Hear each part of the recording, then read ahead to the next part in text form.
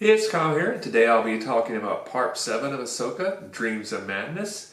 Before I get started with this review, it looks like the strike with the writers and actors might be coming to an end, but it's officially not ended yet. And obviously this show is not possible with those two groups, so if you want to learn more about the strike, I'll have a link in the description box below. Also, this review will include spoilers, so if you haven't watched this episode yet, please go watch the episode first and then come back and watch my review. With that out of the way, let's talk about Dreams of Madness. I did enjoy this episode, but it wasn't one of my favorite of this season. It didn't really, there's a few elements I was kind of hoping for in this episode that didn't really happen. We didn't get quite as far along with the storyline as I was hoping. I think I mentioned in my last video, timeline-wise, I was kind of hoping by the end of this episode, Thrawn would be headed back to the Star Wars galaxy, so that in the last episode would really maybe see kind of a Thrawn versus New Republic showdown to kind of help establish the type of threat he is to the New Republic as we move forward with this Thrawn storyline in the future, be it in more Ahsoka stuff, Mandalorian, the movie that Filoni's doing in the future, etc., etc. But instead, we're not quite that far along yet, which makes me wonder if we do get Thrawn back to the Star Wars galaxy in the last episode, it might happen more towards the middle or the end of the episode, and we might not get as much back in the Star Wars universe as I was kind of hoping for. But we'll just see how it goes. Maybe the last episode is super, super long, and we're going to get a lot of content. And that was part of my thing, too. This episode is a little bit shorter than the last couple ones, so I would have loved another 10 or 15 minutes of content, but, oh well. So for the start episode, we are back on Coruscant for a kind of hearing dealing with Hera's disobeying orders, and she's in front of this panel. She's being grilled by Zeno, and really that's probably my complaint about this scene as a political science nerd and stuff like that. That's not how hearings work. When there's like 5 people on the panel, it's not just like one person groaning, nobody else talks. So I would love, even if it's people agreeing with him, some of the other senators on the panel saying something instead of him just being the one that just says everything. And other than Mon Mothma occasionally saying like a word or two, it was basically just him. So I feel like that scene could have been better. I didn't really enjoy it as much as I could have. So it was okay, but I felt like that was lacking a little bit. The scene definitely picks up when C-3PO shows up. I thought that was really cool.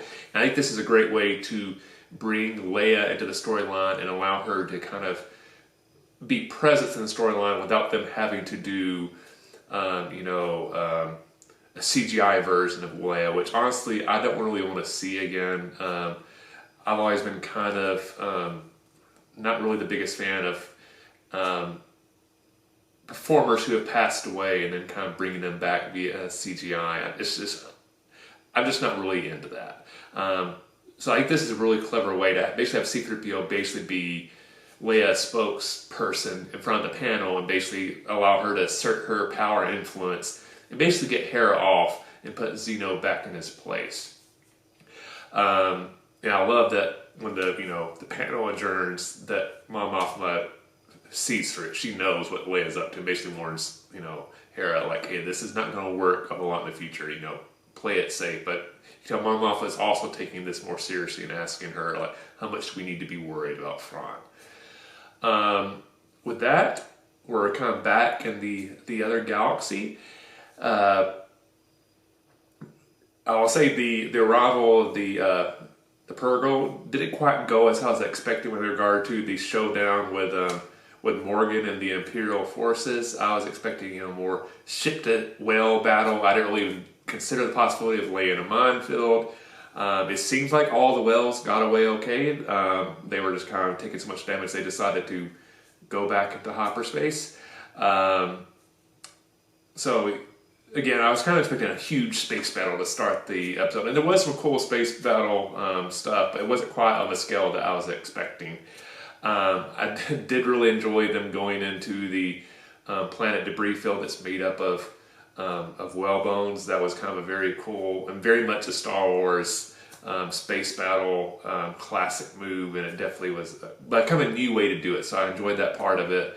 And then kind of throwing back to Empire Strikes Back, Hera taking shelter, not Hera, sorry, Ahsoka taking shelter, kind of up against some items in this debris field. In this case, whale bones instead of an asteroid.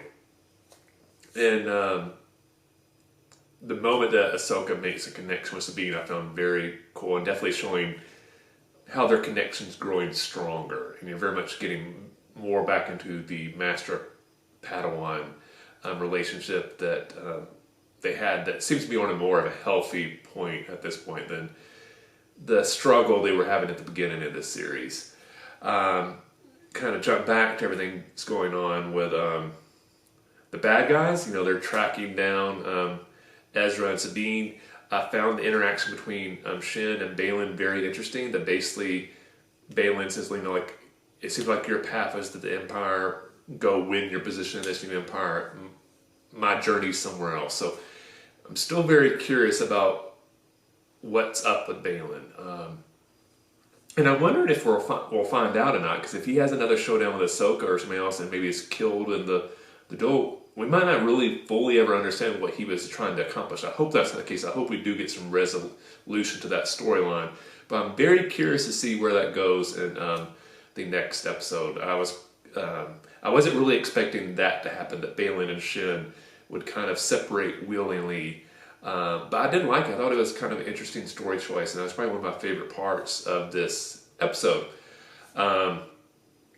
While this is going on, you're also getting the really cool, or a little bit before this, honestly, the dialogue between Sabine and Ezra, where she's caught him up on everything's been happening back in their galaxy while he's been away, which I did find fun. But it seems like she still hasn't really come forward to him and told him, like, hey, it's because of me that Thrawn might get away back home.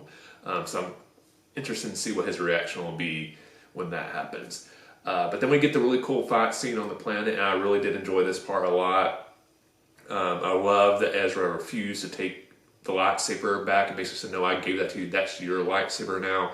I don't need it. The Force is enough for me.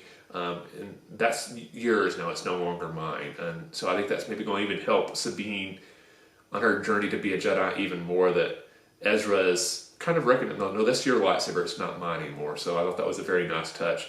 I loved Ezra's fight skills using the Force and kind of martial arts skills.